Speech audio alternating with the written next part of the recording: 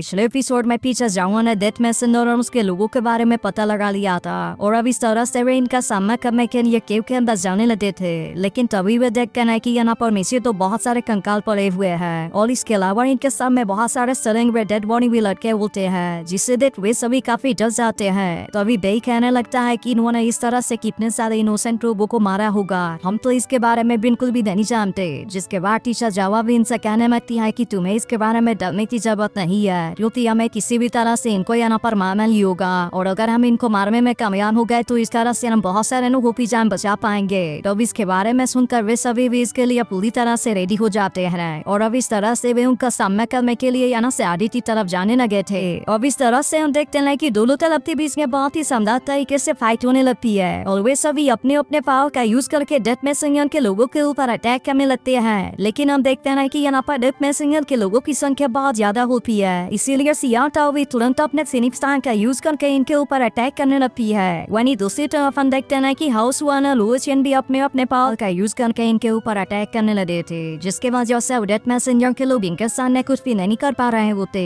लेकिन तभी इसी बीच हम देखते हैं कि डेथ मैसेंजर के और सारे लोग भी इनके ऊपर अटैक करने के लिए आने लगते हैं, इसीलिए सीसी भी तुरंत अपना फास्ट सीट का यूज करते हुए इनके ऊपर अटैक करने लगती है। वहीं दूसरी तरफ हम देखते हैं कि यान भी अपने पावर का यूज करके इनके ऊपर अटैक करने लगा था और अभी सलाह से भी सभी एक साथ में मिलकर डेथ मैसेंजर के लोगों को मारने लगते हैं। तो इसी बीच हम देखते हैं कि कुछ लोग हाउस वन को रहने की कोशिश करने देख ली, जिसे देख यान भी तुरंत अपने पावर का यूज करके वहाँ पर अटैक करने लगता है और इस तरह से उसने इसमें हाउस वन को जख्मी होने से बचा लिया था। लेकिन वही डेथ मैसेंजर भी अब इनका सामना करने के लिए रेडी हो गया था, जिससे डेथ टीचर जामा भी लिजर्टिंग से इनका सामना करने के लिए रेडी हो जाने के लिए कहती है और अब इस तरह से वे सभी भी अपने अपने पावर का यूज करके डेथ मैसेंजर के लोगों के ऊपर अटैक करने लगे थे। अब इस तरह से हम देखते हैं कि इनके बीच में अभी शानदार तरीके से फाइट होने लगती है, जिसके दौरान सिया अपने पावर का यूज करते हुए यूहाओ को इंजर होने से बचाती है और फिर यूहाओ भी अपने डिमोनिकाई के साथ में सोल्सो का यूज करते हुए एक आदमी को मार देता है। वहीं दूसरी तरफ हम देखते हैं कि काइटो भी अब इनको अपना पावर दिखाने के लिए रेडी हो गया था,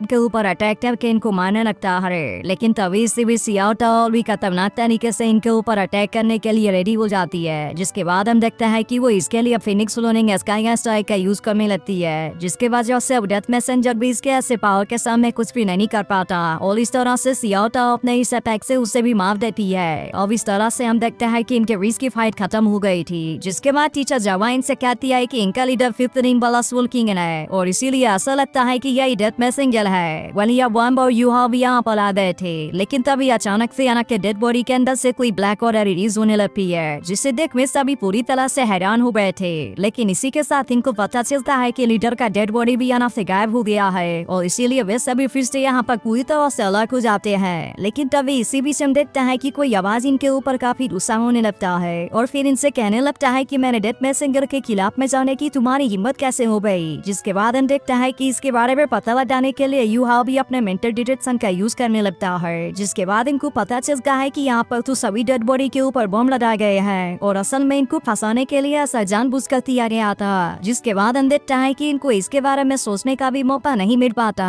और तभी बम फटने की वजह से हाउस वन उसमें बुरी तरह से जख्मी हो जाता है। वहीं दूसरी तरफ हम देखते हैं कि लुओचिन का जल्दी इसके सामने काम नहीं करता और इसके अलावा यांगमो को बचाते हुए सीसी भी इसने बहुत बुरे तरीके से इंजर्ड हो जाती है। वहीं दूसरी तरफ हम देखते हैं कि बाकी लोग लीज के अटैक से बचने के लिए अपने पावर का यूज कर रहे थे, लेकिन असल में इनका कोई भी डिफेंस इसके सामने काम नहीं कर रहा था और इसी वजह से हम देखते हैं कि वे सभी अपनी जान बचाने के लिए वहां से मारने लगते हैं, क्योंकि अब इनके पास में ऐसा करने के अलावा और कोई ऑप्शन नहीं बचा हुआ था। वहीं दूसरी तरफ हम देखते हैं कि अब इसके वजह से युवा भी काफी परेशान हो गया था, क्योंकि वो भी इनको बचाने के लिए कुछ नहीं कर पा रहा था। लेकिन तभी इसी बीच हम देखते हैं कि इनके पीछे और भी बहुत सारे डेड बॉडी आने लगे थे, जिनके ऊपर बहुत ही खतरनाक एक्सप्लोजन लगे होते हैं। जिसके बाद हम देखते हैं कि वे सभी किसी तरह से अपनी जान बचाकर वहां से भागने लगे थे, क्योंकि वे समझ गए थे कि अब इनका सामना कर पाना इतना आसान बात नहीं है। लेकिन तभी इसी वक्त हम देखते हैं कि इसमें से एक लुओचिन के पैर को पकड़ लेता है, इसके सामने बहुत बुरे तरीके से फंस आती है। लेकिन तभी इसी वक्त हम देखते हैं कि हाउस वन उसे बचाने के लिए यहाँ पला दिया होता है, जिसके बाद बाकी लोग लुओचिन को अपने साथ लेकर यहाँ से जाने लगते हैं और वो हाउस वन से भी जल्दी से यहाँ से जाने के लिए कहते हैं। लेकिन हम देखते हैं कि हाउस वन ने इनको बचाने के लिए खुद को सेक्रीफाइस करने का डिसाइड कर लिया था, इसीलिए वो इनको रोकने के लिए ब्रिज के बीच में खड़ा हो जाता है और इस तरह से वो अपने जाइंट बॉडी के ताकत का यूज करते हुए इनको रोकने न देता।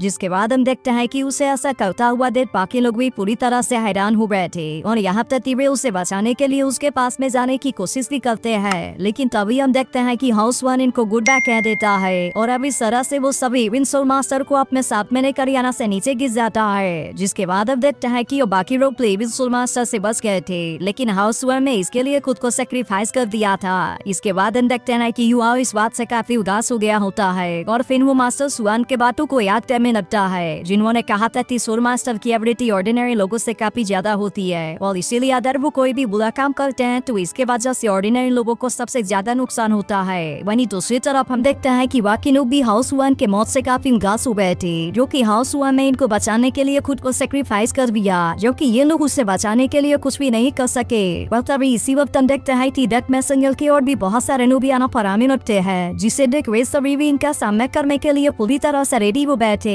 लेकिन तभी डेथ मैसेंजर इनसे कहने लगता है कि चाहे तुम कितना भी पावरफुल क्यों ना हो, लेकिन फिर भी तुम मेरे सोन का एलिमेंटल बम के सामने कुछ भी नहीं कर पाओगे। इसके बाद हम देखते हैं कि वो अपने बाकी लोगों को कंट्रोल करते हुए इनके ऊपर अटैक करने के लिए रेडी हो गया था और फिर इनसे कहता है कि अब तुम यहाँ से बस करना नहीं जा पाओगे। लेकिन तभी हम देखते हैं कि मास्टर सुलान ने यहाँ पर आकर इनको बचा लिया था और फिर इसी के साथ वो डेथ मैसेंजर को भी पकड़ लेते हैं। लेकिन इसके बाद भी हम देखते हैं कि डेथ मैसेंजर को इसके बारे में कोई भी चिंता नहीं होती और फिर वो कहने लगता है कि डलाउ टाइटल तो सच में बहुत ज्यादा पावरफुल है, लेकिन वो यहाँ पर बहुत सारे एलिमेंटल बम को एक्टिवेट कर देता है, जिसे देख मास्टर सुलान अपने पावर का यूज करके उसे रोकने लगे थे और फिर इसी बात का फायदा उठाता डेथ मैसेंजर युवाओं को कैद कर लेता है। इसके बाद हम देखता है कि मास्टर सुलान ने इनको तो एलिमेंटल बम से बचा लिया था, लेकिन फिर इनको पता चलता है कि डेथ मैसेंजर ने युवाओं को किडनैप कर लिया है। तो हम इसके बारे में जानकर मास्टर सुलान इस बात से डेथ मैसेंजर के ऊपर काफी गुस्सा हो गए थे और फिर वो युवाओं को बचाने जाने के लिए अपने असली पावर को एक्टिवेट करने लगते हैं। जिसके बाद हम देखते हैं कि वे अपने असली रूप में बहुत ज्यादा पावरफुल नजर आ रहे थे और फिर वे तुरंत यहाँ से युवाओं को बचाने के लिए भी निकल जाते हैं। तो मिस पर बे कहने लगता है कि उनका मास्टर सुल्टू गवर्नमेंट सीक्रेट का हुआ है। वहीं दूसरी तरफ हम देखते हैं कि डेथ मैसेंजर युवाओं को अपने साथ लेकर यहाँ से भाग रहा था, लेकिन इसी के साथ वो अपने पीछे एलिमेंटल बम को भी लगा रहा होता है ताकि इस तरह से वो किसी को भी अपने पीछे आने से रोक सके। वहीं अब युवाओं भी समझ गया था कि अब तो वह पूरी तरह से डेथ मैसेंजर के कैद में है, लेकिन इसके बाद भी वो डिसाइड करता है कि वो इसी तरह से यहाँ से भाग में नहीं जा सकता।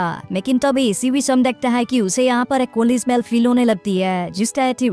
टियानमेन के ब्रेथ से काफी अलग था और इसके अलावा उसे ऐसा लग रहा होता है कि बहुत सारे स्नेक उसे चारों तरफ से कैद कर रहे हैं और इस वजह से वह हैरान होता है कि क्या यही भी सोल मास्टर है। लेकिन अब इसी के साथ हम देखते हैं कि युवा खुद को बचाने के लिए भी कुछ नहीं कर सकता था, क्योंकि इसकी सोल पावर बहुत ज्यादा कम हो गई होती है। फिर वो कहने लगता है कि अब मुझे इसके लिए कोई दूसरा तरीका खोजना होगा और फिर इसीलिए वो टियानमेन से कहने लगता है कि क्या तुम इसमें कुछ कर सकते हो। तब इसकी बात सुनकर टियानमेन उससे कहता है कि तुम इसके बारे में चिंता ना करो, क्योंकि हम भी इसी के बारे में सोच रहे हैं। इसी के साथ वो इसे बताता है कि टेम्पररी रूप से तुम्हारे बॉडी के ऊपर बिंगमिंग का कंट्रोल है, लेकिन असल में उसकी एबिलिटी तो बहुत ज्यादा पावरफुल है और इसीलिए मुझे डर है कि कहीं इसने तुम्हारे सोल को कुछ ना हो जाए। लेकिन इसके बाद भी युवा उससे कहता है कि तुम मेरे बारे में चिंता ना करो, क्योंकि मैं किसी भी तरह से इस विलन को मरते हुए देखना चाहता हूँ। जिसके बाद हम देखते हैं कि बिंगमिंग भी इसके लिए पूरी तरह से रेडी हो गई। उससे कहती है कि मैं तुम्हें प्रोटेक्ट करने के लिए अपनी पूरी कोशिश करूंगी। लेकिन तभी इसी वक्त हम देखते हैं कि इलेक्ट्रॉनिक्स यहाँ पर आ जाता है और इनसे कहता है कि अगर तुम इसके बारे में पूरी तरह से श्योर नहीं हो तो इस काम को मुझे करने दो। इसके बाद अगले सीन में हम देखते हैं कि डेथ मैसेंजर युवाओं को अपने साथ लेकर एक सीक्रेट जगह पर आ गया होता है। लेकिन इसके बाद हम देखते हैं कि वो अपने सभी कॉर्प्स स्लैब को बाहर निकाल लेता है, जिनको रिफाइन करने के लिए उसमें किसी सीक्रेट मेथड का यूज किया था और इसीलिए इनको पावर देने के लिए पर्सनल सोल डिवाइस की जरूरत होती है। लेकिन इसी के साथ हमें पता चलता है कि यानी उसके लास्ट वन ट्रम्प कार्ड है और इस तरह सब इनका यूज करके बहुत ही शानदार तरीके से कम बैक कर पाएगा। लेकिन तभी अचानक से हम देखते हैं कि यहाँ के पुलिस जगह में बहुत जोर से हलचल होने लगती है, जिसके वजह से डेथ मैसेंजर भी काफी परेशान हो गया था और उनसे ऐसा लग रहा होता है कि शायद यहाँ पर मास्टर सुआन आ रहे हैं। जिसके बाद हम देखते हैं कि उसने फाइट करने के लिए अपने सभी कॉर्प्स स्लेब को भी बाहर भी कर लिया था और फिर कहने लगता है कि मैं तो 10 सालों में इतना ज्यादा पावरफुल बन जाऊंगा, इडलांग टाइटन वाला भी मेरे सामने कुछ नहीं कर पाएगा। लेकिन तभी इलेक्ट्रॉनिक्स से कहने लगता है तुम्हें कैसे सोच भी दिया कि तुम्हारे पास में 10 साल है, क्योंकि अब तो तुम्हें मारने के लिए मैं यहाँ पर आ गया हूँ। जिसके बाद देखता है कि वो युवाओं को छोड़कर तुरंत ही उसे अलग हो जाता है, क्योंकि अब युवाओं के बॉडी के ऊपर इलेक्ट्रोलॉक्स में कंट्रोल कर लिया था और इसीलिए डेथ मैसेंजर हैरान होने लगता है कि अचानक से उसके साथ में क्या होने लगा। इसके बाद वो उसे कहने लगता लगता है कि तुम तो कीविन सोड मास्टर हो। जिसके बाद हम देखता है कि नेक्रोनक्स अब पूरी तरह से उसके सामने आ गया था। वो फिर उससे कहता है कि ये सोड मास्टर क्या होता है, जिस पर डेथ मैसेंजर कहने लगता है कि वे सभी बहुत ज्यादा पावरफुल होते हैं और मैं तो डेथ का रिप्रेजेंटेटिव डेथ मैसेंजर हूँ। इसके बाद वो इलेक्ट्रोनक्स से कहता है कि यदि सच में तुम्हें कीविन सोड मास्टर हो तो फिर तुम्हें बहुत पहले ही मुझे पहचान जाना चाहिए था।